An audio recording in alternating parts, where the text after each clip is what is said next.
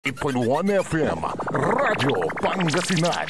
Paborito. Ang puta-putang Iran balita. Mga hayop to mga tao to, hindi tao to mga to. Ang sinungaling ay asawa ng magnanakaw. Ang puta-putang Iran sunata. Son ang puta-putang Iran impormasyon. Aya sa number 1 pop music station. DWJE 88.1 FM, Radyo Pangasinan. Paborito. Parad aliguas, tan arangkaday kalasyaw, ang inyong lingkod sa ating bayan. Ang bawat isa ay mahalaga. Sama-sama nating itaguyod ang disiplina, malasakit, at tunay na pagbabago. Sa tulong ng inyong suporta, patuloy nating mapapalago ang ating komunidad. Malinis, ligtas, at maunlad. Isang mensahe mula kay Mayor Patrick Agustin Caraman. Kasama ninyo sa bawat hakbang tungo sa progresibong bayan. Alagang Caraman, Kalasyaw, para sa lahat. Tired of the stress and noise of the city? And looking for the perfect getaway? Good thing there's J-Max Resort Hotel. Cozy rooms, a refreshing pool, and a peaceful escape for the whole family. Whether you are on a trip, a barkada outing, or even solo retreat, J-Max Resort Hotel is the perfect destination. So pack your bags, leave the stress behind, and discover the place where relaxation meets comfort. J-Max Resort Hotel, your perfect place for any kind of occasions. J-Max Resort Hotel is located at Villanueva Street, Poblacion Norte, Santa Barbara, Pangasinan. For inquiries, you may call at 0947-980-3263 or 075-636-8479. J-Max Resort Hotel.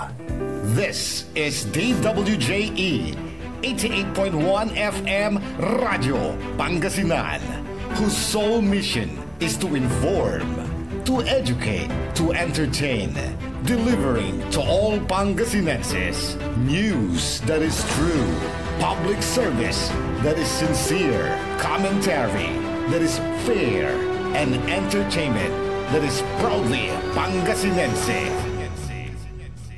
This is your DWJE 88.1 FM Radio Pangasinan, going beyond just being number one, working towards total domination. Jad Dagupan, walay saksakay ya radio station ya iyayag nasaray Dagupeño. Jad Bacayao Norte, Paborito. Bacayao Sur, Paborito. Barangay 1, Paborito. Barangay 2, Paborito. Barangay 4, Paborito. Tanchat Bulusan, Paborito. Aya sa 88.1 Radyo Pangasinan. Popular sa balita, popular sa musika. Pangasinan Golfwaves Network Corporation. Sa Pangasinan, we are the number 1 pop music station. DWJE 88.1 FM Radyo Pangasinan. Paborito. Paboritong ang kabataan at matatanda. Paboritong pakinggan sa bus, tricycle, jeep, ating mga opisina. Paborito mo, paborito ko, paborito natin lahat. DWJE 88.1 FM Radyo Pangasinan. Number 1 pop music station. Paborito. Ang susunod na programa ay rated GP. GP? Ano yun? Garantisadong pampaborito! Wadyala sa programan Mambangon si kayo kapaborito. Pakaringalan na sa aray balita, impormasyon at loob tan paway na luyag na Pangasinan. Maabig ya kabwasan Pangasinan. Maabig ya kabwasan Pangasinan. Kaiba si kapaboriton Dennis Mojares tan si kapaboriton Errol Horado. Jalabat at DWJE 88.1 FM Radyo Pangasinan. Maabig ya kabwasan Pangasinan. Oras alas 6:08 na kabwasan. Masantos tan maabig ya kabwasan luyag na Pangasinan. Wadyan ipaparungtal sa programan maabig ya kabwasan Pangasinan. Pakasulan na saray balitad lokal, balitad nasyonal. Agawad loob na 24 oras. Naringalan jalabat DWGE 88.1 FM Radyo Pangasinan paborito. Nakalupyo dasayan kabwasan Maktaryon Lingkor Timog ti Pangasinan Dennis Muharis kay bamot si kapaborito Errol Horado tanja technical control si Engineer Nixon Dakal. Agunatan na Huwebes Pizza 18 bulan na September 2025 Jada Saray Ulo na balitad lokal. Jad Radyo Pangasinan.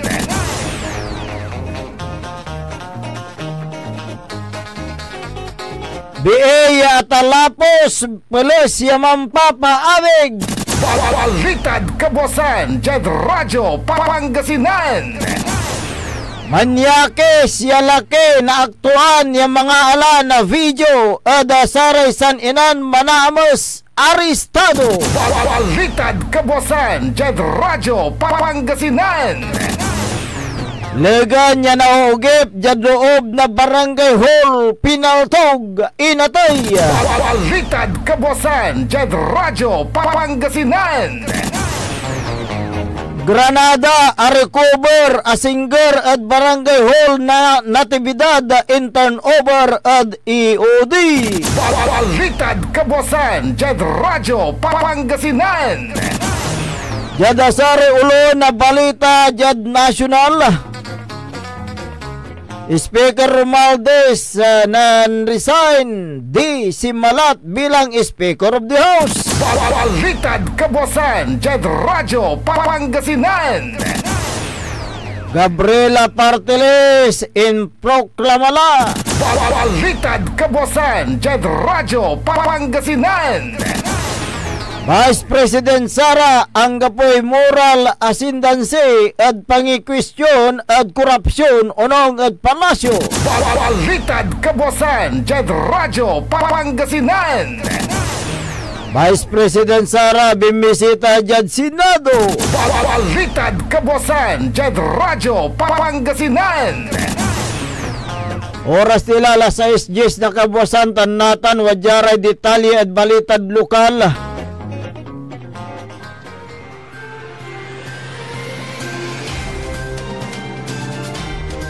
Wala siya mampapaabig yung patambalan sa 34 anyos siya BE kaya rin na aksidente o atalapos sa oras na alas 6:07 na labi jad barangay Provincial Road na barangay San Vicente Bali na San Jacinto Pangasinan.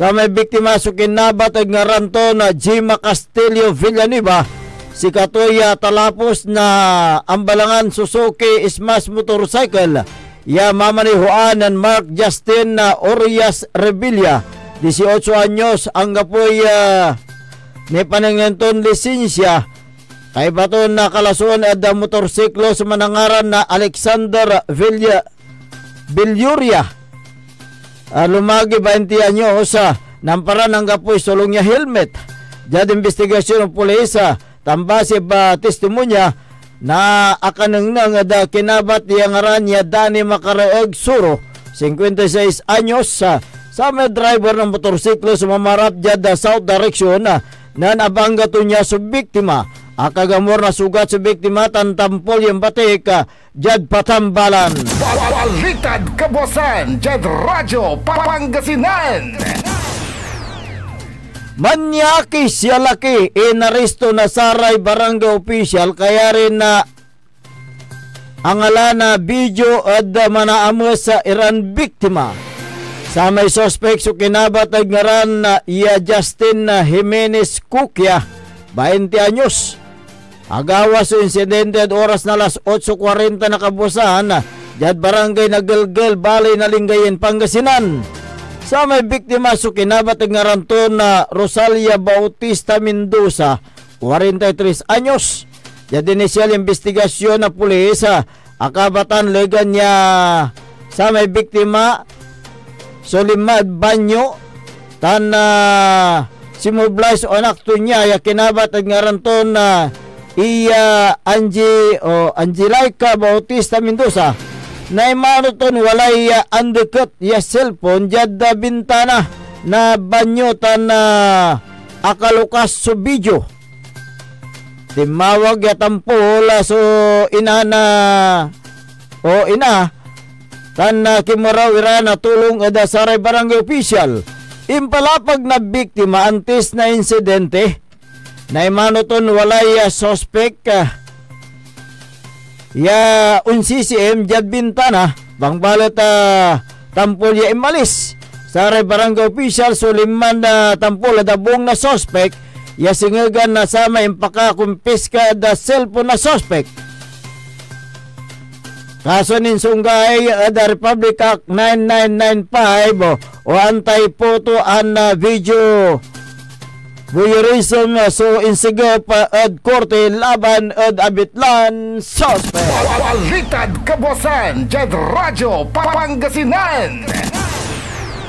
Inate jad patambalan so sa 61 anyos siya laki kayarin na si Katoy pinapaltog at oras na alas 3 na palbangon jad Barangay Payar balay na Malasiki Pangasinan.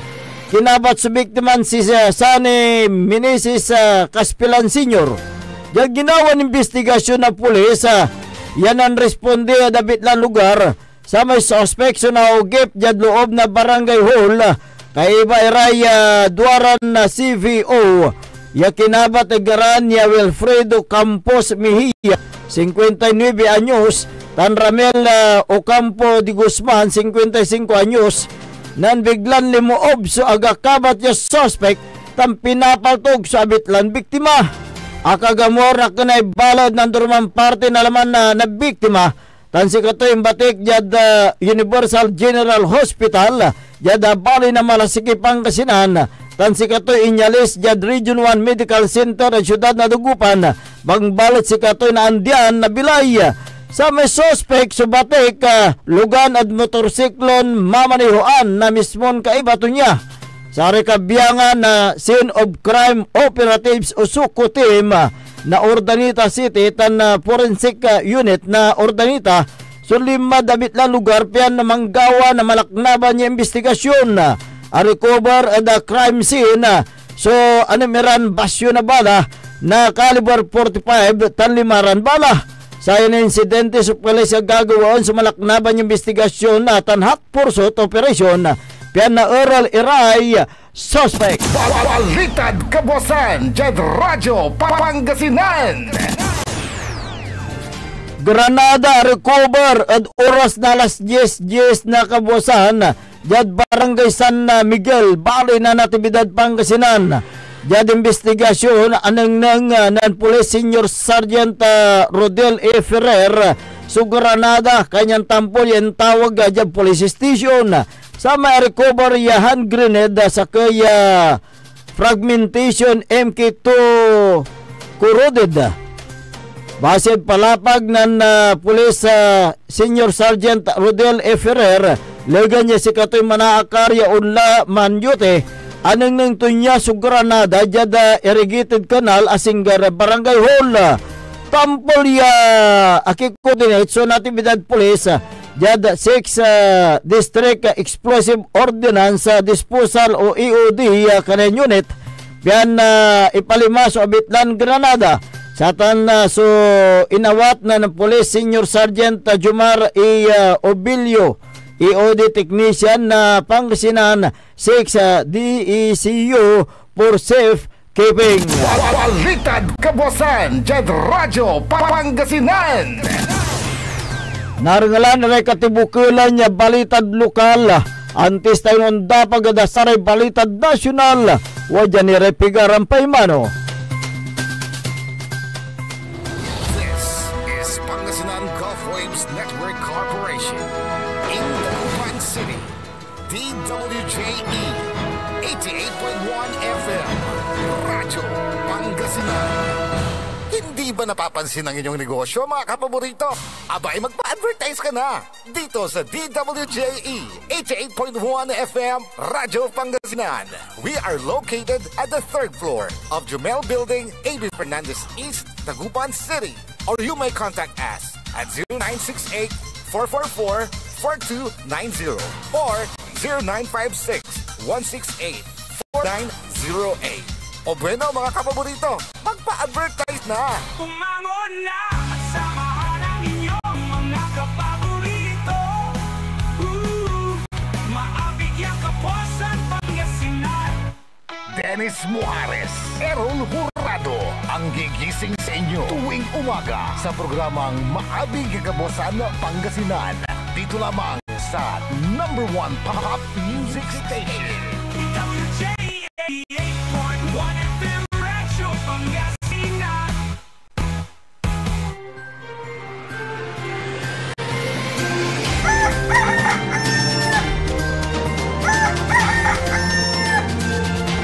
Oras po natin alas 6:19 na po ng umaga, 6:19.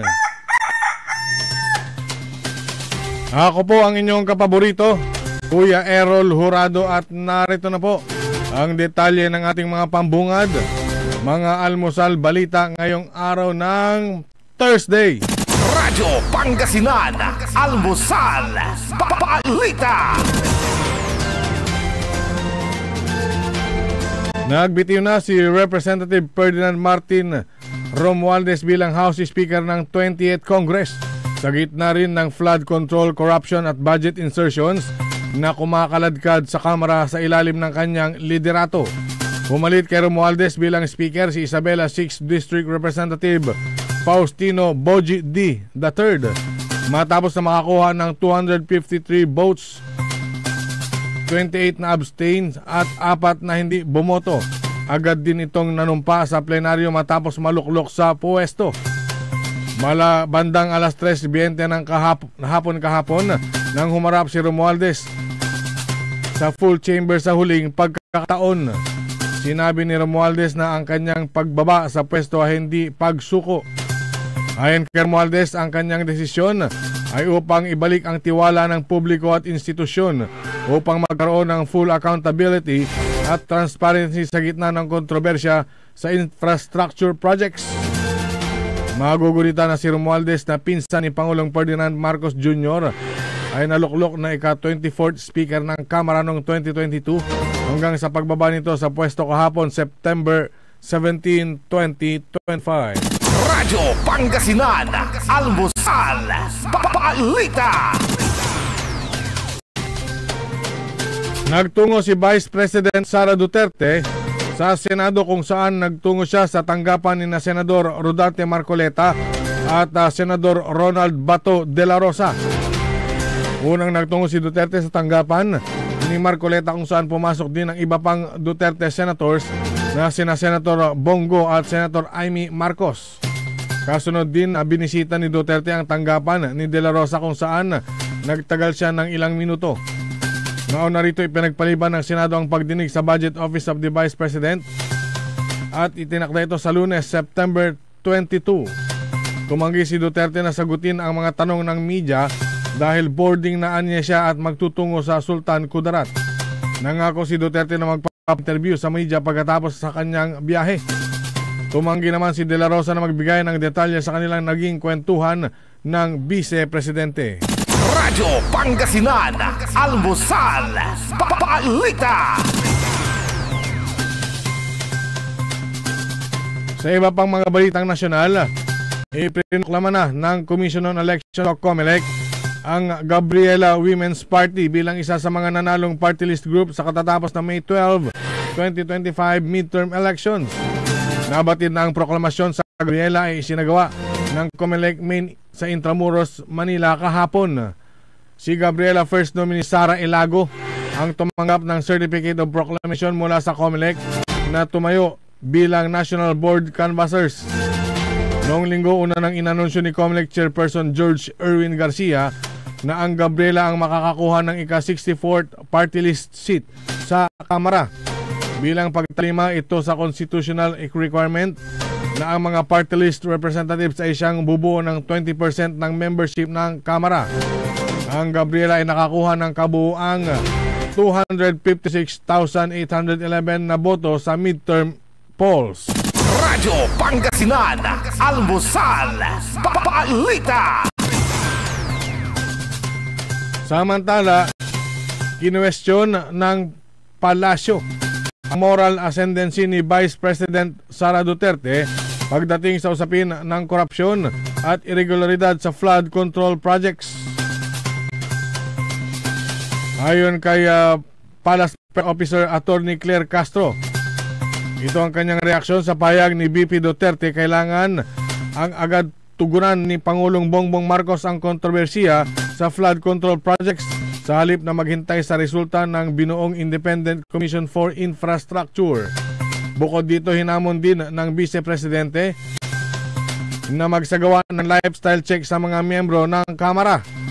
Muli namang iginit ni Castro kay VP Duterte na ang pag-iimbestiga ay hindi kailangan na isang araw lamang dahil hindi naniniwala ang Pangulo sa EJK style kung saan walang imbestigahan kundi libangan lang ang hahantungan o libingan.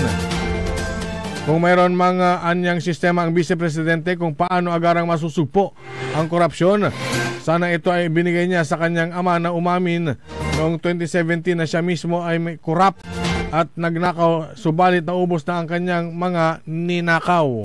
Radyo Pangasinan, Almusal, Balita. Samantala, mariing pinabulaanan ng Philippine Coast Guard ang alegasyon na sinadya o intensyonal ang pagtama ng isang barko ng Bureau of Fisheries and Aquatic Resources o BIPAR sa isang barko ng China Coast Guard sa Scarborough Shoal. Ayon kay PCG spokesperson for the West Philippine Sea, Commodore J. Tariela, na walang katotohanan ng pahayag ng Beijing na sinadyang banggain ng BRP Datu Gumbay Piang ng BIFAR ang isang CCG ship noong Martes. Paliwanag ni Tariela, stationary o nakatigil lamang ang barko ng BIFAR na binomba ng tubig ng dalawang barko ng Chinese Coast Guard. Biglaan niyang nagsagawa ng sharp turn ang Chinese Coast Guard vessel na nagresulta sa pagtama nito sa bow ng barko ng BIFAR. Nagsasagawa ng resupply mission ang BRP Datu Gumbay Piang nang maganap ang pangharas dito ng mga barko ng Chinese Coast Guard. Nagresulta umano ito sa pinsala sa barko at pagkasugat ng isang tripulante nito. Radyo Pangasinan, Almusal, Balita. At sa pinakahuling balitang nasyonal, Cap Bill ni Senator Aquino sagot sa 165,000 classroom backlog, sapat na pondohan at titiyakin. Kumpiyansa si Senator Bam Aquino na matutugunan ng Classroom Building Acceleration Program o CAP o Senate Bill 121 ang mahigit na 165,000 classroom backlog sa bansa. Kapag naisabatas na, sinabi ni Aquino na papayagan ng Senate Bill No. 121 o CAP Act ang mga lokal na pamahalaan o LGU at non-government organization na magpatayo ng maayos na mga silid-aralan sa tulong ng pondo mula sa pambansang pamahalaan. Nakita mismo ni Aquino ang agarang pangangailangan para sa dagdag silid-aralan sa kanyang inspeksyon sa Lacandula Elementary School at Dr. Adelaido C. Bernardo High School sa Mabalacat City, Pampanga. May mga pasilidad na ginagamit pa rin sa mga eskwelahan kahit sira na. I-bypass natin ang DPWH, ibigay natin yung pondo sa mga LGU at sa mga NGO na may track record sa paggawa ng school building. Sa tingin po namin, mas mabilis yung paggawa at mas mura pa sa tamang halaga. Nais po natin kita na mas may pondo pagdating sa edukasyon, pagdating sa classroom, at yung pondong yan na nasasayang lang, nabubulsa lang, nawawala lang, mapunta po sa tama. Hinimok ni Aquino ang pamahalaan na magtiwala sa mga may kakayahang NGO at LGU na makatulong para itaas ang kalidad ng edukasyon sa kanilang mga komunidad. In partnership with LGUs, DepEd, and of course, na mapunta po yung budget dyan, I'm sure kaya ho nating mapunuan yung ating kakulangan. Iginit din ni Aquino ang kanyang hangaring ilipat ang bahagi ng flood control budget sa edukasyon sa halip na ilaan ang bilyong-bilyong pisong pondo sa mga lugar na hindi naman binabaha. Nais ho namin makita ang isang mas maayos na pondo ng flood control. Kutob ho namin, bababa po yung 275 billion, mapufocus siya sa mga lugar na meron talagang pagbaha. Yung matataktesan po, yung matatanggal, na tingin po namin, naabot pa siguro ng 100 billion, nais ho namin yung ilagay sa edukasyon. Sa datos ng Department of Education o DepEd, ay may mahigit sa 165,000 ang classroom shortage sa bansa. Kabilang sa mga rehiyon na may mga kakulangan sa mga silid-aralan ang Calabarzon, Region 4A 18.7% o nasa 31,010 classroom shortage. Sa NCR, 15.0% o 24,816 nakakulangan na classrooms. Sa Bangsamoro, Autonomous Region for Muslim Mindanao, 8.0% o 13,235 classrooms. Central Luzon o Region 3, 7.9%, katumbas ng nasa 13,070 classroom shortage. Central Visayas o Region 7 na may 7.6% o katumbas ng 12,574 classroom shortage. Tinitiyak naman ni Aquino na may ilalaan na pondo at magiging prioridad ang pagpapatayo ng mga classroom sa 2026 budget. Hinihikayat ni Senador Bam Aquino ang Department of Education o DepEd na maglatag ng malinaw at napapanahong datos hinggil sa classroom backlog para matukoy ang kinakailangang pondo para sa pagpapatayo ng mga gusali para sa sektor ng edukasyon. At sumayin niyo ang ating mga pambungan, mga almusal balita ngayong araw ng Thursday. Oras po natin 6:30 na po ng umaga. Radyo Pangasinan, almusal balita. Ang puta-putang Iren balita. Mga hayop to mga tao to, hindi tao to mga tao. Ang sinungaling ay asawa ng magnanakaw. Ang puta-putang Iren sunata. Son, ang puta-putang Iren impormasyon. Aya, so #1 pop music station. DWJE 88.1 FM. Radyo Pangasinan.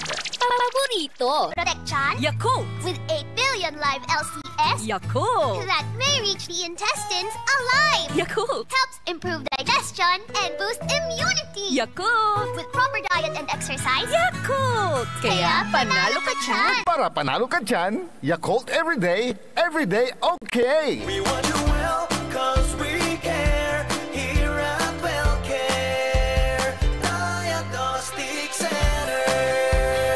Deserve mo ng best care, kaya dito ka na sa WellCare Diagnostic Center. We want you well, cause we care. Here at WellCare Diagnostic Center. Visit WellCare Diagnostic Center, located at the Pandan Town Center, Mapandan, Pangasinan. For reliable and top-notch healthcare services, you deserve the best care. WellCare Diagnostic Center. Celebration! Staycation with family or an intimate moment with your special one. Merong perfect na venue yan sa Mapandan. Cora's Manor and Garden. Magmalamay-ari ng mansyon at these magnificent enclave place here at Cora's Manor and Garden. Carry out any occasion sa kanilang garden cafe or party at their poolside. Have a sing-along at their music room.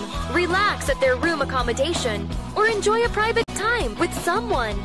Sa kanilang Cabana A, kung saan may private outdoor jacuzzi kayo in an enclosed place.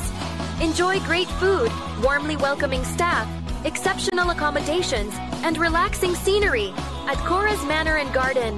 Whatever it is, Cora's Manor and Garden is the perfect place to be. Visit them at Barangay Pias, Mapandan, Pangasinan, or call them at 0945-800-7074. Experience a special moment, how it should be at Cora's Manor and Garden.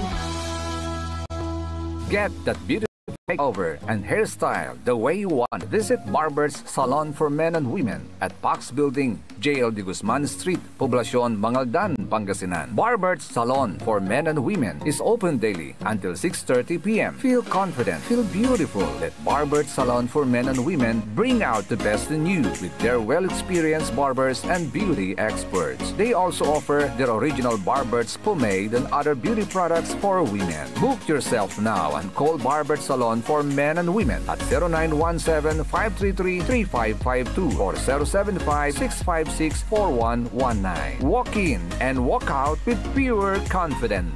Barber's Salon for Men and Women. Popular sa balita. Taluran katao na aktuan yaman na susugal inaristo. No ginawa miya duga sa trabaho tan talagan na iya at malet, no problem. Construction of flood control, Lagasit River, Balongaw, Santa Maria, 47 million. Hindi pa nga nabubura sa kaisipan ng taong bayan yung mga ill-gotten wealth na yan eh. No. Diba? At popular sa musika. They say tanging ikaw ang katabi, garden in bed.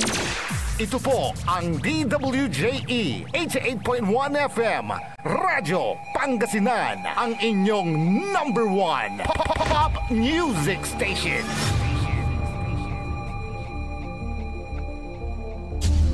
Diyan Pangasinan, walay saksakaya radio station ya iyaiyag na saray Pangasinense. Diyan Aguilar, Paborito. Basista, Paborito. Binmale, Paborito. Bugalyon, Paborito. Labrador, Paborito. Lingayen, Paborito. mga tarem, Paborito. Diyan Urbis Tondo. Paborito.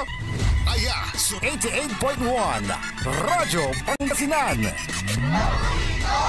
Paborito ng kabataan at matatanda. Paboritong pakinggan sa bus, tricycle, jeep at mga opisina. Paborito mo, paborito ko, paborito nating lahat. DWJE 88.1 FM Radyo Pangasinan. DWJE 88.1 FM Radyo Pangasinan. Paborito. Bumangon na at samahan ang inyong mga kapaborito. Maabigyan kapuasan Pangasinan. Dennis Muhares, Errol Hurado, ang gigising sa inyo tuwing umaga sa programang Maabig Kabosan Pangasinan. Dito lamang sa number 1 pop music station. WJ88.1 FM Radyo Pangasinan.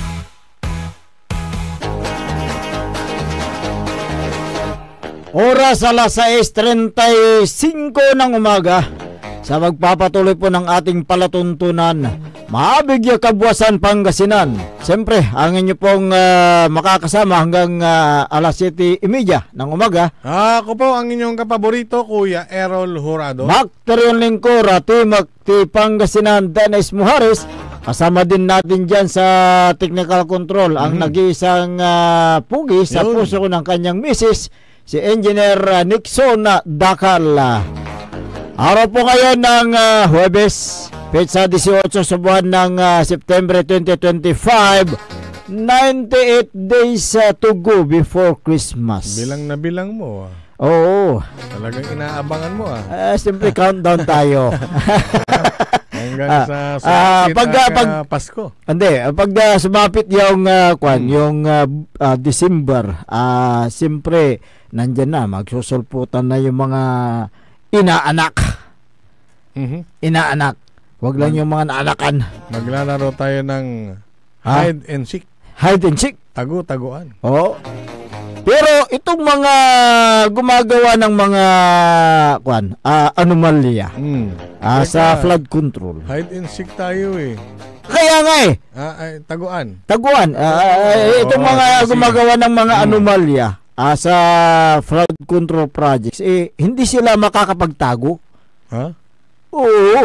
Walang pwedeng magtago sa mga gumagawa ng animalya? Ay, hindi. Anomalya. Anomalya. Ano ba sabi ko? Anomalya. Anomalya. Oo, walang makakapagtago dahil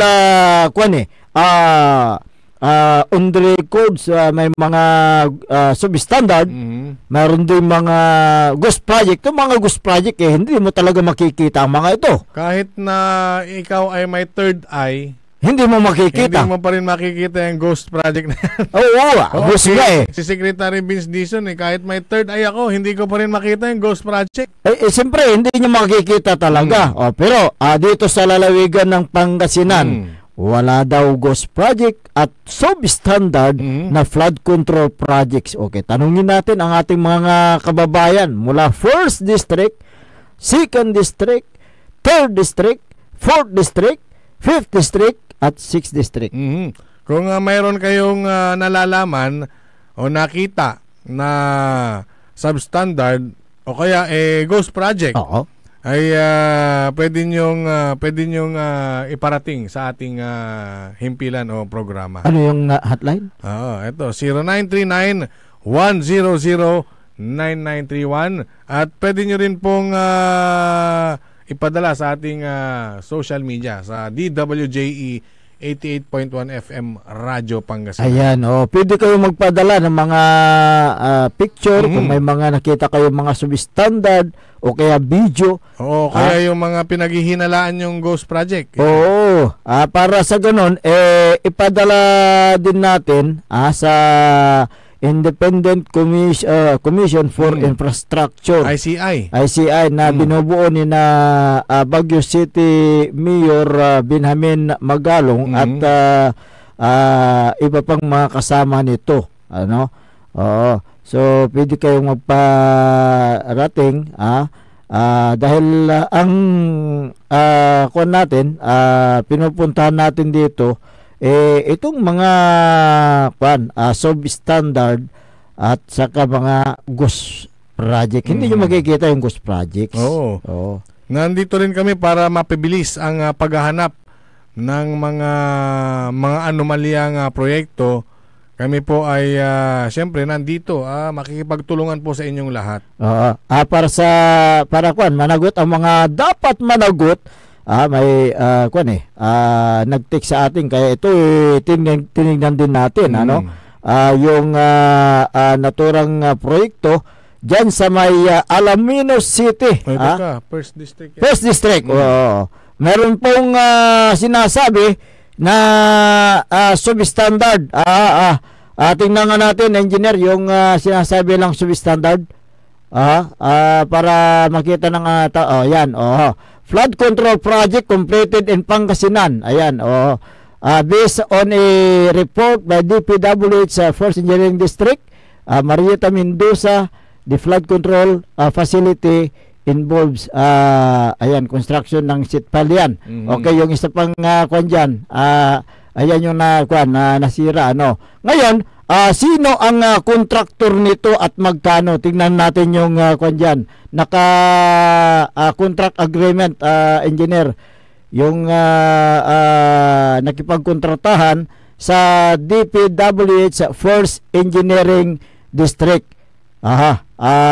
Lumalabas kasi na ang nakipagkontratahan dyan ay itong GB actually, itong si AGR Builders. Hindi pa yan yung isa, yung AGR AGR Builders and Construction Supply at saka Sierra Construction. Sierra Construction. Joint venture po yan. At nagkakalaga ng 46,550,000 piso yung cost ng project na nakuha nila dyan sa DPWH First Engineering District. Ayan, so ayun po yung contract agreement between yung AGR Builders and Construction Supply at saka ang DPWH First Engineering District. Meron palang mga ganyang proyekto na nagiba na syempre sa pagdating sa mga netizen, ang sasabihin kaagad, anong unang-unang nasa isip nila? Substandard. Substandard. Oo, sa Alaminos. Bakit sinasabi ni Engineer Mayet Mendoza, walang mga ganyan? Oo, mabuti na lang, yung mga kababayan natin dyan sa 1st District, nakuha na nila ng picture. Yung naturang substandard na yan. At lumalabas sa kapaborito Errol, na yung naturang project ay inumpisahan noong February 5, 2018. February 5, 2018. So matagal-tagal na rin. Matagal na. Okay. Matagal na. At ang implementing agency ay DPWH First Engineering District. So pag 2018 yan, tapos na ang kanyang warranty ng 2 years. 2 years, okay. Anong gagawin nila dyan? Ayan nga. Ayan tapos na ng 2 taon na, kasi 2018 yan, hindi pa siya sakop ng 5 years . 2022 implemented yung 5 years. Correct.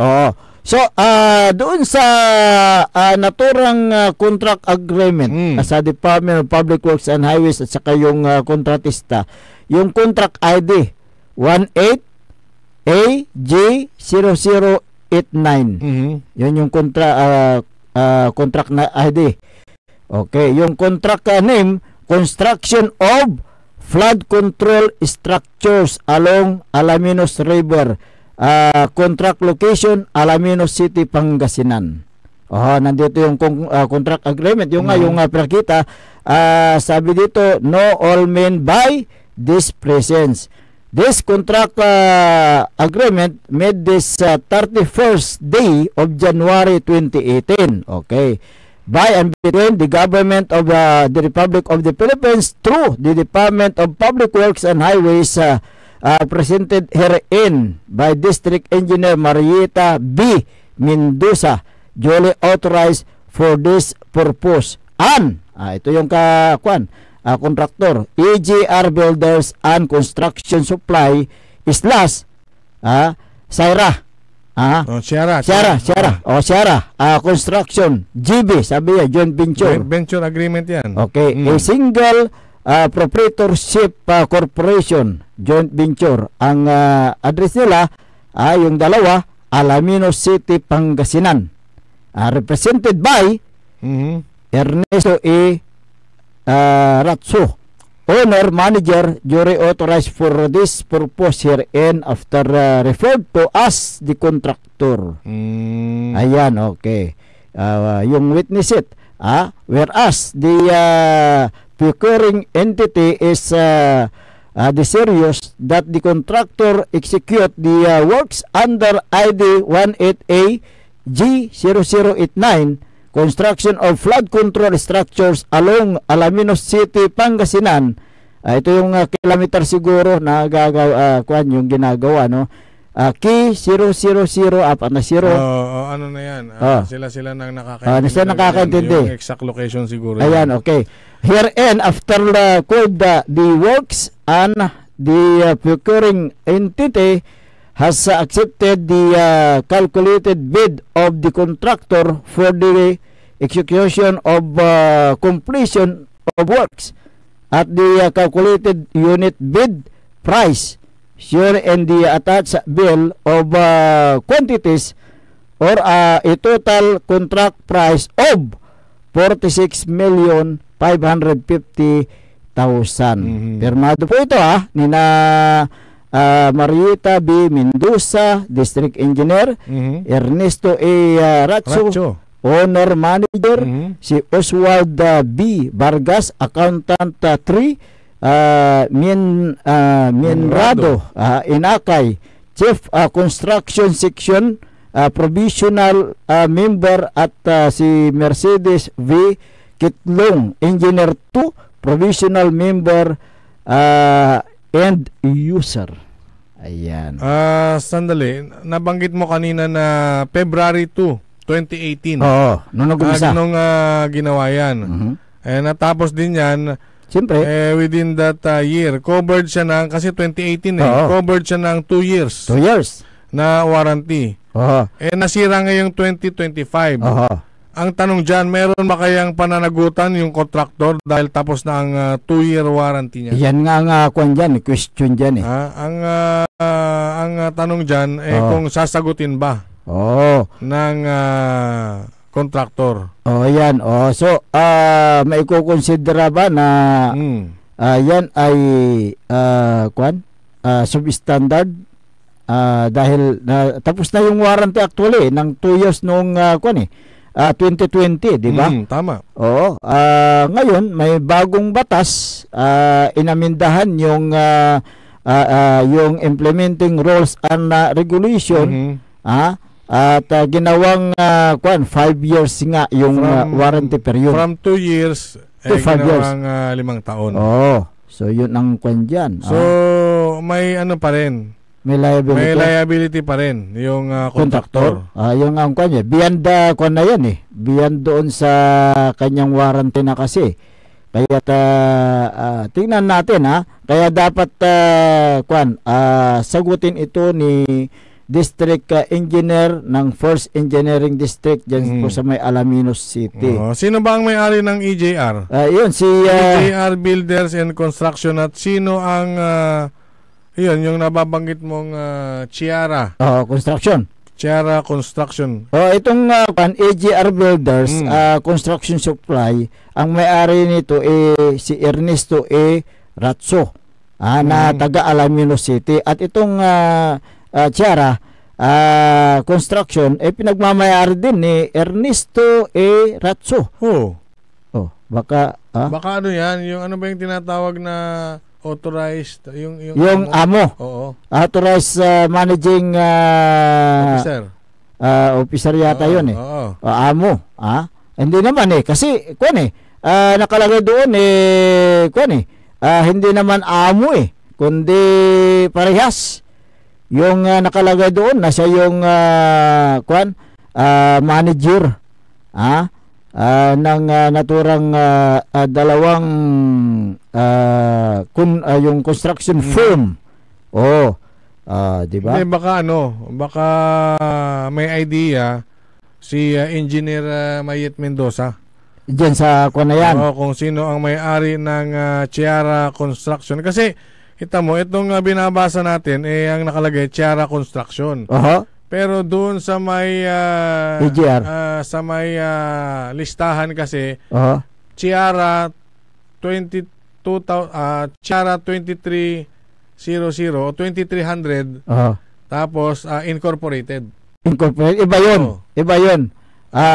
Itong Chiara Builders Construction ang kwan lang niya dyan Alaminos City. Meron siyang Pero yung binabanggit kong Chiara 2300s Incorporated napakaraming project din dyan sa First District. First District?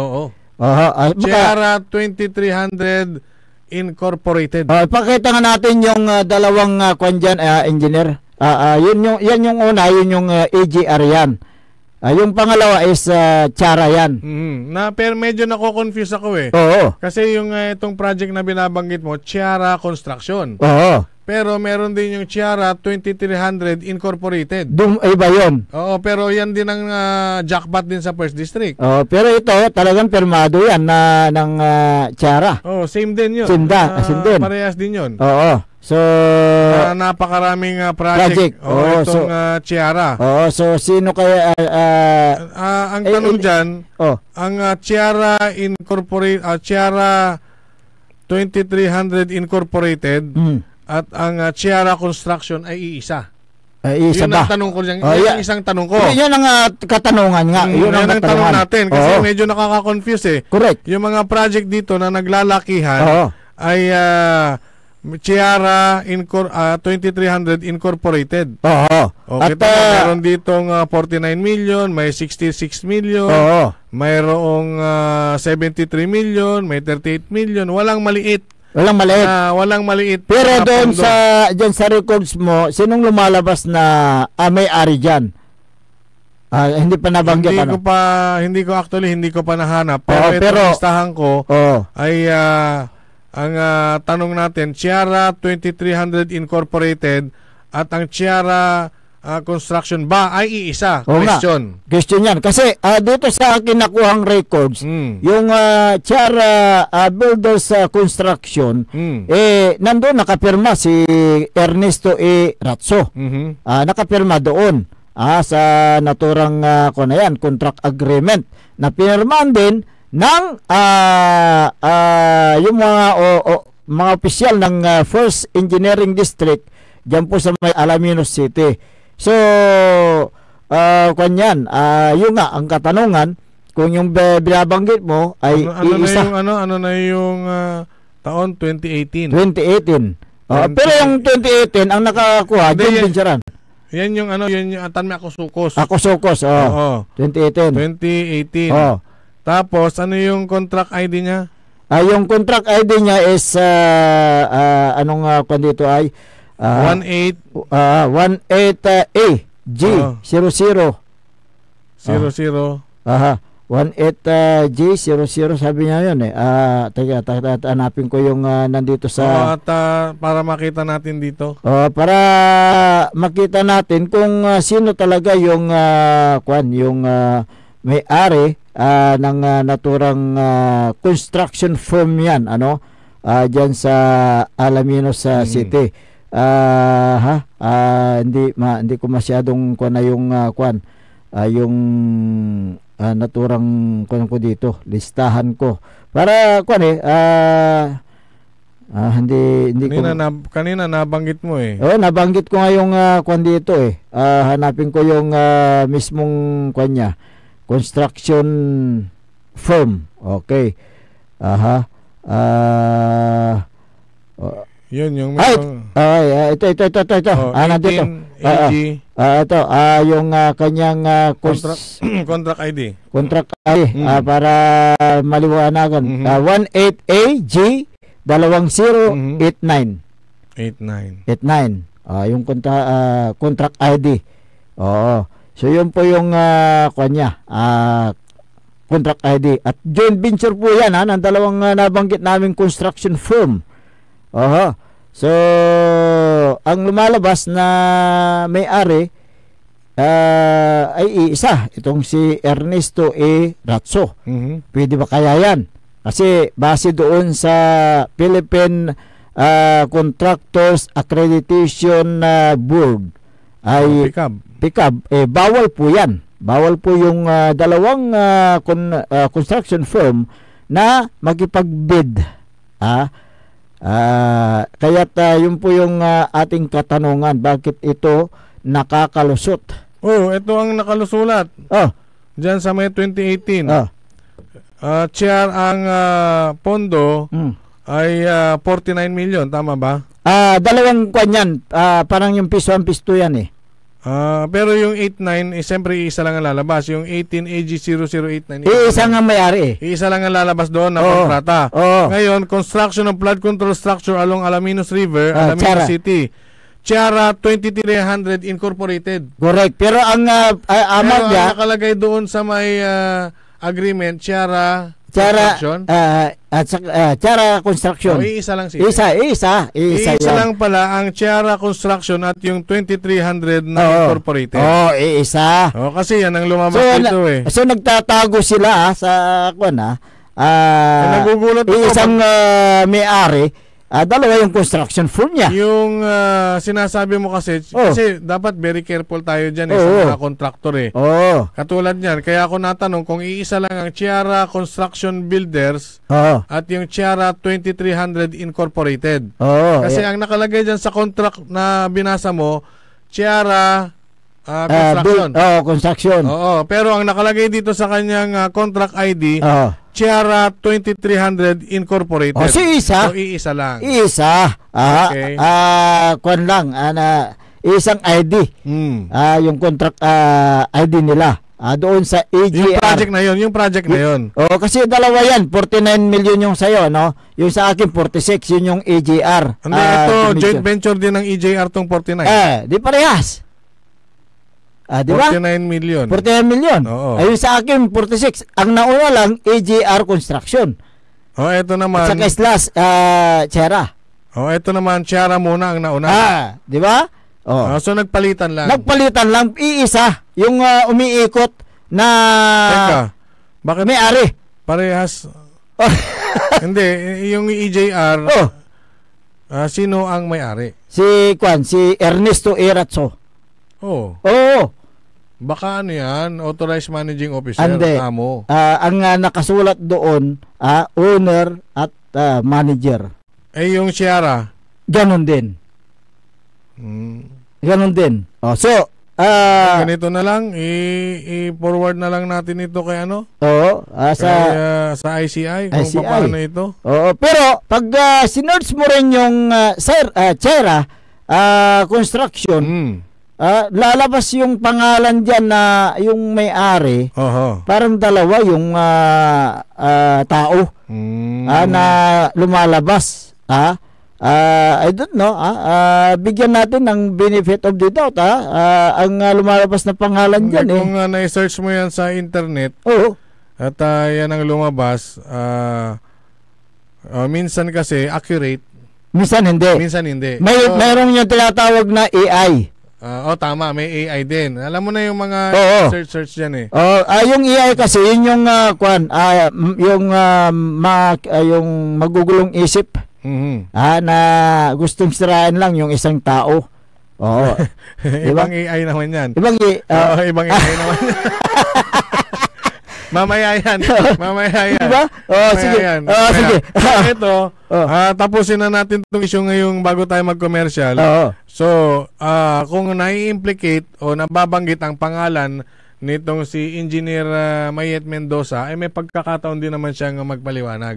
Ipakita nga natin, Engineer. Itanong natin. Yung pangalan. Yung sinasabi mo Yung pangalan na lumabas doon sa mismong sinerge ko kung sino yung may-ari ng Chera Construction. Kasi yan ayan. Di ba? Dalawang may AI dyan. May AI. So naninira baka ano yan. Kita mo, lumalabas kayong pangalan ni DE. So, kaya i-clarify natin yan. Kung sino ang may-ari nitong Chera 2300 Incorporated at Chera Construction at itong EJR Construction. Ayan, iiwanan po namin yan na tanong sa inyo. Ayan, at sana po masagot lahat yung katanungan. Una, yung EJR Builders Construction at saka yung Chera Builders Construction, iisa ba talaga ang may-ari dyan? Okay? Ngayon, kung iisa, sila yung nakakakuha ng flood control dyan. Dahil doon sa nabasa mo, nakita mo, mayroong 49 million na project ng joint venture, nauna lang yung Chera. Yung sa akin naman, 46 million, ang nauna AJR. So, umiikot lang sa isang tao na may dalawang hawak na construction firm. Okay? Itanong natin kay DE Mayet, kunyaring kung totoo man na iisang may-ari, kung pwede yung joint venture na iisa lang ang may-ari. Correct, okay. Kasi ang feeling ko parang yan, diskaya. Feeling ko lang para sa akin lang pwede na naman akong i-correct kung pwede o hindi. Kasi yung sa diskaya kasi, yung contract A, B, C, D at saka E, maglaban-laban kung sino ang manalo doon, iisa pa rin. Isang may-ari. Okay. Okay, sa aming pagbabalik basahin natin yung mga reaction at mga greetings. Makalipas lang po ng ilang palala. Ang puta-putang Iren Balita. Mga hayop to mga tao to, hindi tao to mga tao. Ang sinungaling ay asawa ng magnanakaw. Ang puta-putang Iren Sunata. Son, ang puta-putang Iren Impormasyon. Ayan, so #1 pop music station. DWJE 88.1 FM. Radyo Pangasinan. Paborito. Is your car getting the care it truly deserves? With MXR Premium Lubricants, the answer is yes! US formulated engine oil that's high quality yet affordable. Level up your car's performance with MXR Auto Performance and Premium Auto Care. Complete with top quality MXR engine oils, spark plugs, oil and fuel filters, scratch remover wax, cleaning wax, air filters, MXR brake pads, MXR horns, and more. Now available nationwide. Also available on Shopee and Lazada. MXR Auto Performance and Premium Auto Care. Rev up your ride, bumper your drive with MXR. MXR. Come and watch Saysay na Calasiao, stage play and grand coronation of Faces of Calasiao in celebrating the Tourism Month with the theme Timeless Charm, Sustainable Tomorrow for Calasiao on September 29 at Calasiao Sports Complex. Saysay na Calasiao is a fundraising program of the Municipality of Calasiao with Mayor Patrick Agustin Caramat to augment the needed fund for the town's scholarship program and increase the number of recipients. Saysay na Calasiao, come on, come all for the future of our young generation. Get that beautiful makeover and hairstyle the way you want it. Visit Barber's Salon for Men and Women at Pax Building, JL de Guzman Street, Poblacion, Mangaldan, Pangasinan. Barber's Salon for Men and Women is open daily until 6:30 p.m. Feel confident, feel beautiful. Let Barber's Salon for Men and Women bring out the best in you with their well-experienced barbers and beauty experts. They also offer their original Barber's pomade and other beauty products for women. Book yourself now and call Barber's Salon for Men and Women at 0917-533-3552 or 075-656-4119. Walk in and walk out with pure confidence. Barber's Salon for Men and Women. Tired of the stress and noise of the city? And looking for the perfect getaway? Good thing there's J-Max Resort Hotel. Cozy rooms, a refreshing pool, and a peaceful escape for the whole family. Whether you are on a trip, a barkada outing, or even solo retreat, J-Max Resort Hotel is the perfect destination. So pack your bags, leave the stress behind, and discover the place where relaxation meets comfort. J-Max Resort Hotel, your perfect place for any kind of occasions. J-Max Resort Hotel is located at Villanueva Street, Poblacion Norte, Santa Barbara, Pangasinan. For inquiries, you may call at 0947-980-3263 or 075-636-8479. J-Max Resort Hotel. Popular sa balita! Taluran katao, naaktuan, yaman na susugal, inaristo. No ginawa miya duga sa trabaho, tantalagan na iya at malat, no problem. Construction of flood control, Lagasit River, Balongaw, Santa Maria, 47 million. Hindi pa nga nabubura sa kaisipan ng taong bayan yung mga ill-gotten wealth na yan eh. No. Diba? At popular sa musika. They say tanging ikaw ang katabi pa rin in bed. Ito po ang DWJE 88.1 FM Radyo Pangasinan, ang inyong number one pop music station. Jad Dagupan, walay saksakay ya radio station ya iyayag nasaray Dagupenyo. Jad Bunuan Binlog. Paborito. Bunuan Buking. Paborito. Bunuan Gese. Paborito. Kalmay. Paborito. Karae. Paborito. Tanjad Karanglaan. Paborito. Aya, so 88.1 Radyo Pangasinan. Popular sa balita. Popular sa musika. Pangasinan Golfwaves Network Corporation. Sa Pangasinan, we are the number one pop music station. DWJE 88.1 FM Radyo Pangasinan. Paborito. Paboritong ang kabataan ng matatanda. Paboritong pakinggan sa bus, tricycle, jeep, at mga opisina. Paborito mo, paborito ko, paborito natin lahat. Di WJ88.1 FM Radyo Pangasinan. Number one pop music station. Paborito. Umangon na at samahan ang inyong mga kapaborito. Maabigyan kapuasan Pangasinan. Dennis Muarez, Errol Jurado, ang gigising sa inyo tuwing umaga sa programang Maabig Kabosan Pangasinan. Dito lamang sa number one pop music station. WJ88.1 FM Radyo Pangasinan.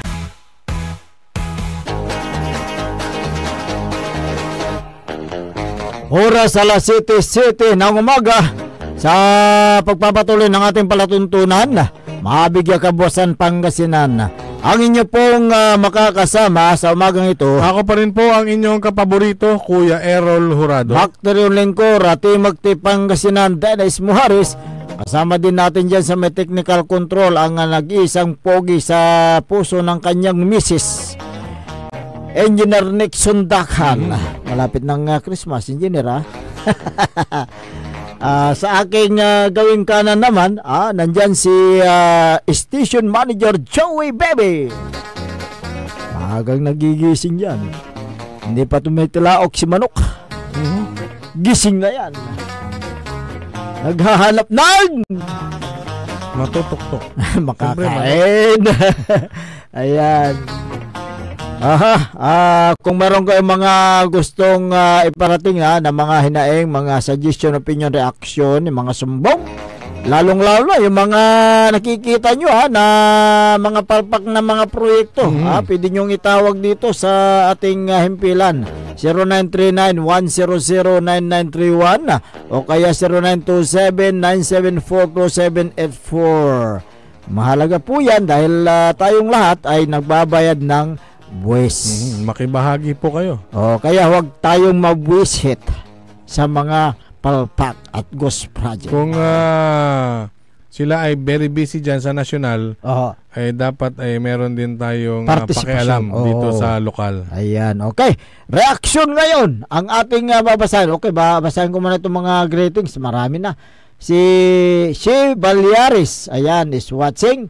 Christian Gison, ayan, dyan sa Talibaw to, no? Si Manderigma. Oy. Si Sir Rolly De La Cruz.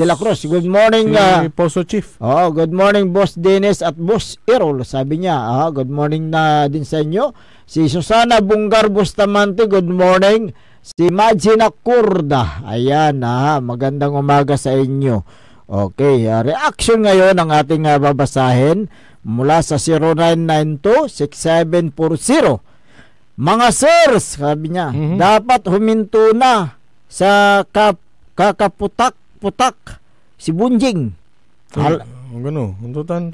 Hindi, binabasa ko lang 0992-6740. Mga sirs, dapat huminto na sa kakaputak-putak si Bunjing. Halatang halata na hanggang ngayon hindi pa rin makagreet Uber sa pagkatalo niya. Natalo ba sa? Panay banat paratang na wala namang sapat na ebidensya. Ano ang masasabi mo dito, kapaborito Errol? Kung walang ebidensya, wag nang magngaw-ngaw. Dapat meron tayong mga ebidensya na dapat na i-present natin sa publiko para maniwala sila. Kung ang sasabihin niya naman yung kanyang kalayaan para magsalita, gawin mong may basihan. Yun lang tama. naman yun Pag may basihan, ikaw ay paniniwalaan. Kasi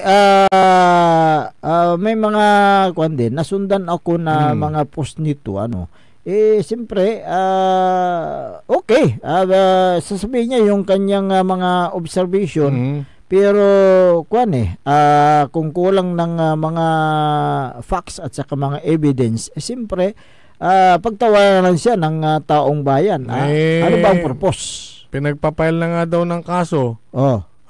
Sinasabi niya na walang ebidensya. Walang ebidensya. Wala naman siyang... O, yun naman pala. Oo, yung mga pala, walang ebidensya. Bakit ka naglalabas sa mga...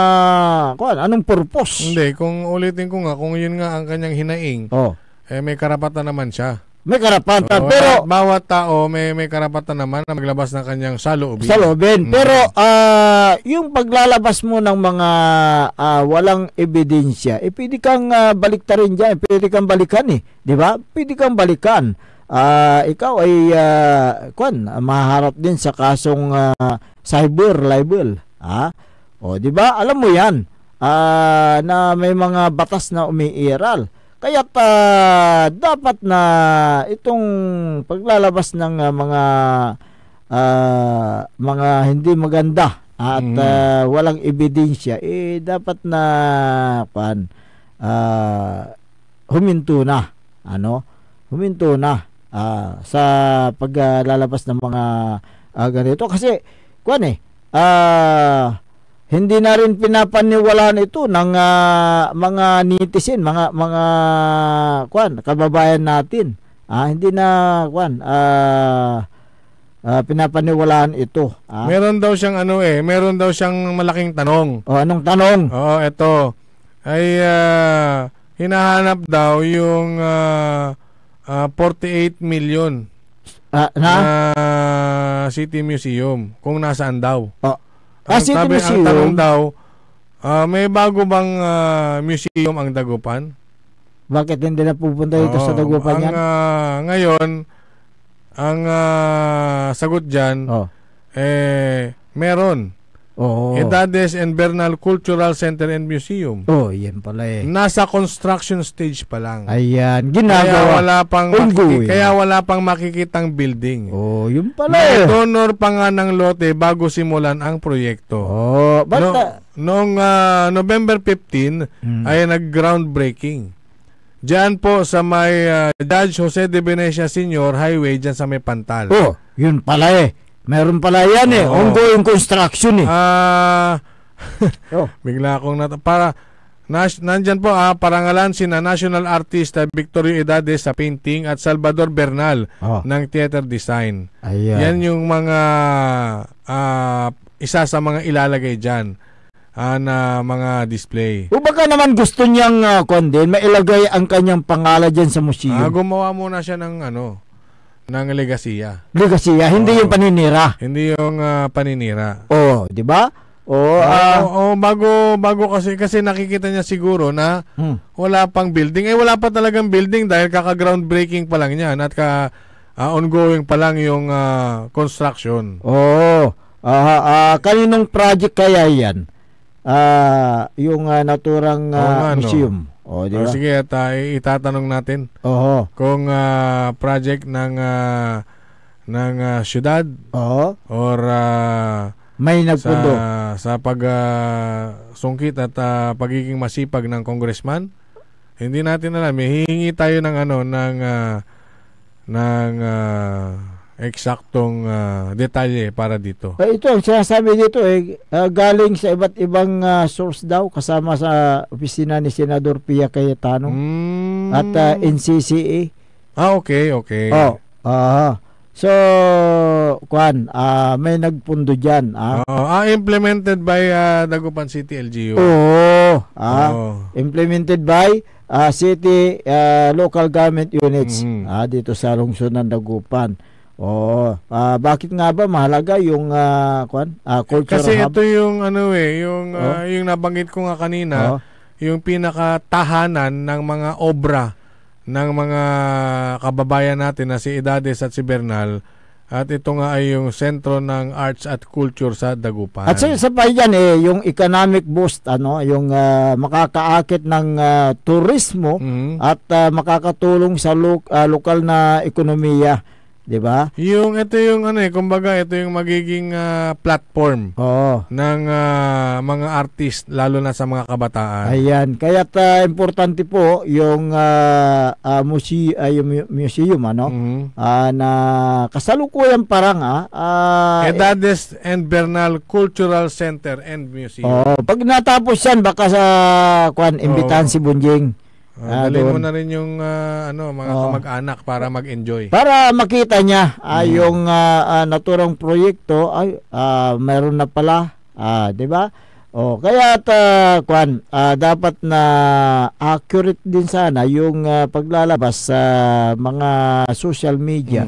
Para sa ganun hindi ka ba balikan, hindi ka pagtawanan ng taong bayan kung kulang yung mga evidence mo, wala kang ebidensya doon sa pinupost mo sa social media. Nandiyan na tayo yung yung expression pwede mong i-express yung saloobin mo, pero not to the extent na tirahin mo yung mga namumuno na wala ka namang sapat na ebidensya. Dapat meron kang ebidensya. Kung sakali may mga projects na pinatayo at iniwanan, ginawang yung white elephant, pwede. Pwede. Na yun ay ilabas mo, pero kailangan na yun ay accurate din yung data mo. I-gather mo muna bakit huminto yung project. Anong pong dahilan? Baka kukulangan ng pundo. Ganun yun 'di ba? Tingnan mo yung program of works. Kailan inumpisahan at kailan matatapos yung proyekto. Saan galing ang pondo? Saan galing ang pondo? Ilan ang amount? 'Di ba? Yun ang mga diyan. Dapat gawin para sa ganun makaiwas tayo sa anumang mga kaso na dapat na ihabla laban sa atin. Mabigat po yung cyber libel. Akala nyo, hindi biro-biro po yan. Ito, balikan natin yung kasi yung Chiara na may project nung 2018. At nagiba ng ngayong taon. So kung babalikan ba ito o pababayaan, kasi 2 years ang sakop niya na warranty. Kaya nga. Sakop ng 5 years. Pero ganito, maisingit ko lang. Kasi dito naman sa Port District Engineering Office, Pangasinan Port, yung mga naabutan ng warranty na 2 years. Binabalikan ng kontraktor. Okay. Para ayusin. Pero 2 years lang yung nakapaloob sa kanya. Pero 2025 na ngayon. Same sentiments doon sa may 2021 na project. Na dapat sana balikan din ng kontraktor. Tama.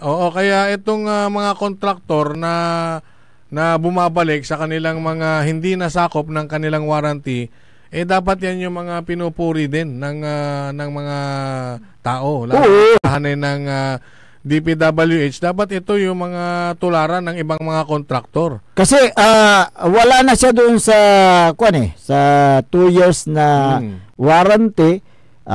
Tapos na yung proyekto at natapos na rin yung 2 years warranty na sa kanya. So, naabutan ngayon na nagkaroon ng problema 2025. Pero binalikan pa rin ng kontraktor. Ito ang mas matindi dyan.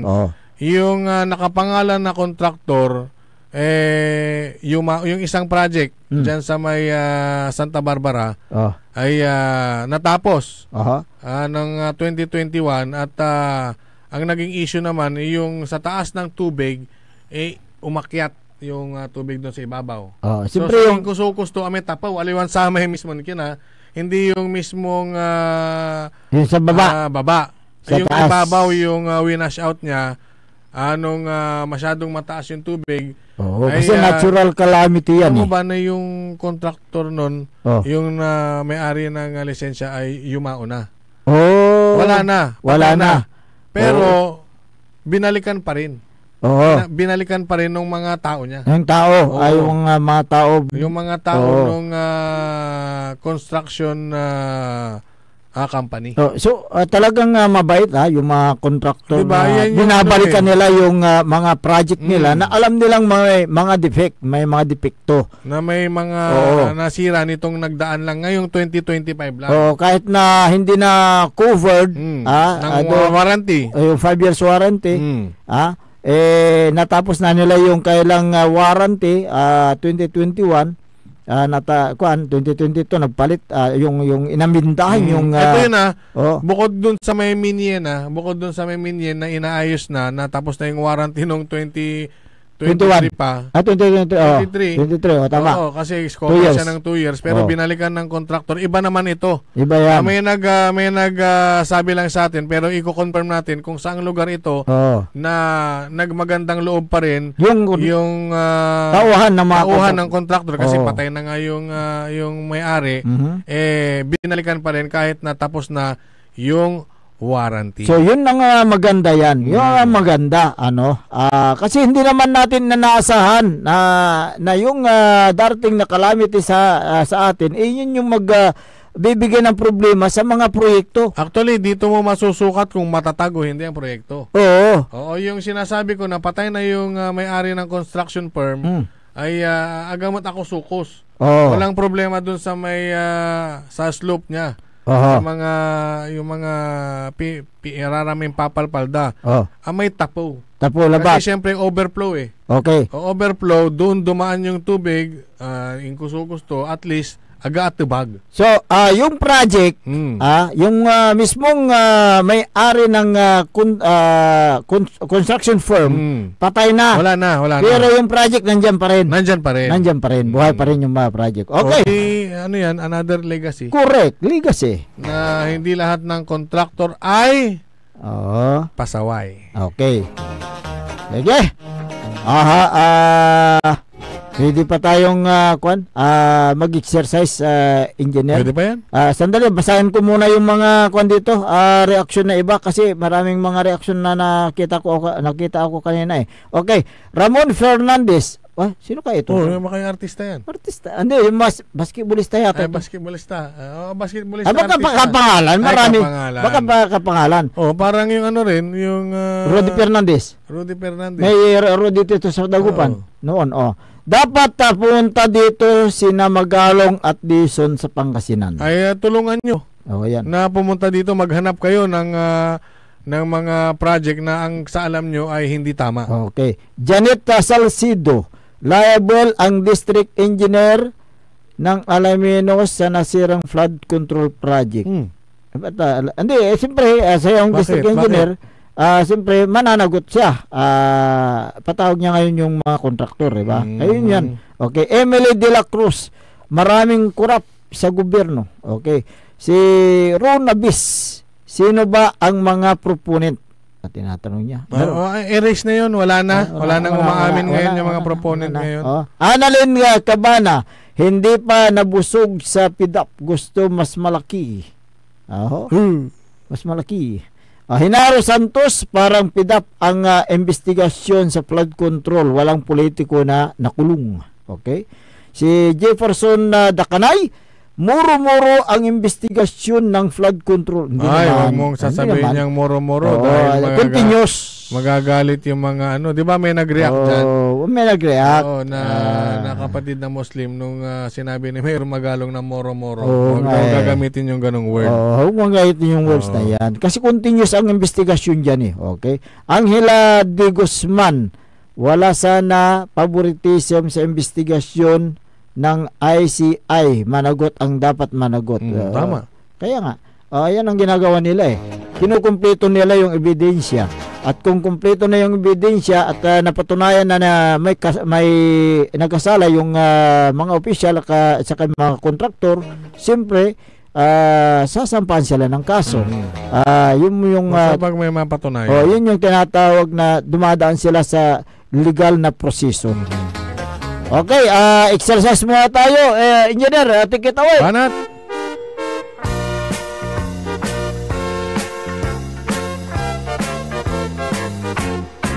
Mag-exercise tayo tuwing Good morning. Kay Mayor Patrick Agustin Karamat. Si Vice Mayor Kevin Roy Macanlalay. Good morning din kay Councilor Kyle Arthur Balduisa Gaspar. Si Matanang Bayan, Dr. Councilor Nestor Gabrillo. Councilor Elias Villanueva. Diyan din si Councilor Monidet Tuwing. Councilor Ardison Soriano. Si Councilor Joe Piloresco. Councilor Abardani Messina. Councilor Ayay Messina. Oo, sa SK Federation. President. Agaon din si Liga President Jose M. Pares Jr. Good morning. Uy, si nandyan din si dating Councilor Gerald Apisyal Servisyong Espesyal. Engineer Art Gaspar ng Barangay Ambotol. Good morning. Si MDR RMO Ed Villacurta. Ayan, magandang umaga. Si Poso Chief. Si Mandirigma, Rolly De La Cruz. Good morning din kay Madam Joveta Apiado Esteves dyan sa LCR ng Kalasyaw. Ay, ganun din. Si Sergeant Steve. Ayan. Si Sergeant Esteves, good morning. Si Treasurer Sermel Pusirio. Magandang umaga. Paran Auto Care Center. RM. Dyan sa Barangay Kesban, Kalasyaw. Magandang umaga. RM Paran Auto Care Center. Ayan, si Kapitan Saldi Bauson ng Barangay Macabito, Kalasyaw. At lahat ng mga barangay family, nandiyan ang mga BHW, Barangay Yatanods. Good morning sa inyo. Ganun din si Boss Carlo. Good morning at Madam Marmi. Good morning po sa inyo. Good morning din kay Mayor Carl Christian Biga ng Mapandaan. Ganun din si Sir Jeff Sir Felix Domicilio at ganun din si Madam Sheila Pinolyar at Councilor Freddy Pinolyar. Ayan, good morning po sa dyan sa may Mapandan. Si Boss Darwin, good morning. Meron na ba? Nabuo na ba? Nabuo na yung 15 barangays?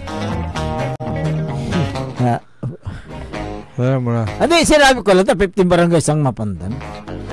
Vice Mayor Edgar, itaktak mo maminta ng Bimaloy. Kumusta ka na dyan? Naway nasa mabuti kang kalagayan. Nandyan ka't naririto kami. Kailan tayo pupunta sa ating paaralan? Eskwelahan. Vice Mayor Attorney Johnny Cabrera ng Mangaldan. Si Councilor Chenny Rosa Flores ng Mangaldan. Magandang umaga. Don Ramon Bautista. Region 1 Medical Center. Ayan, good morning po sa inyo. Diyan sa may Region 1 Medical Center. Marami pong nakikinig dyan. Veronica Basuele Cedro, magandang umaga. At sa lahat ng mga nakikinig at nanonood sa ating himpilan. Si Evangeline Alonso Agustin Ontalan ng Barangay Bunlag, Kalasyaw. Ayan, good morning po. Good morning. Si Esther Ramos ng Barangay Mangkop. Ayan, Olivia Bauson, magandang umaga. At ganoon din kay Flora Villanueva Abalos dyan sa may Barangay Kisban. Uy, Kapitan Bob 25 ng Barangay Kintong. Dyan sa San Carlos City. At ganoon din si Liga President Buit Magat. Munti ko nang nakalimutan pangalan niya. Si former Liga President Nanding Estabilio at Kapitan Jonan Estabilio. Good morning. Isama mo rin si Kapitan ng Barangay Rizal. Good morning sa iyo dyan. Joel Cruz. At ganoon din si Kapitan ng Barangay Mamarlaw, San Carlos City. Tapos na ba yung Barangay Hulmo, Kapitan? Diyan sa Barangay Mamarlaw. Si Kapitan Daos yan. Kapitan Daos, ayan, okay. Okay, wala na po tayo sapat na oras sa ating palatuntunan. Kaya tayo po pansamantalang namamaalam na si Himpapawid. At magbabalik bukas ang inyo pong nakasama sa umagang ito. Ako po ang inyong kapaborito, Kuya Errol Jurado. Bakteryon Lingkura, Tumagti Pangasinan, Tanis Morris. Kasama din natin dyan sa may technical control, si Engineer Nixon Dakal. Susod kagad ang palatuntunan ni kapaborito RJ Jimenez at kapaborito Joseph Kanilang Bakani. Dito lamang sa DWCE 88.1 FM Radio Pangasinan. Paborito!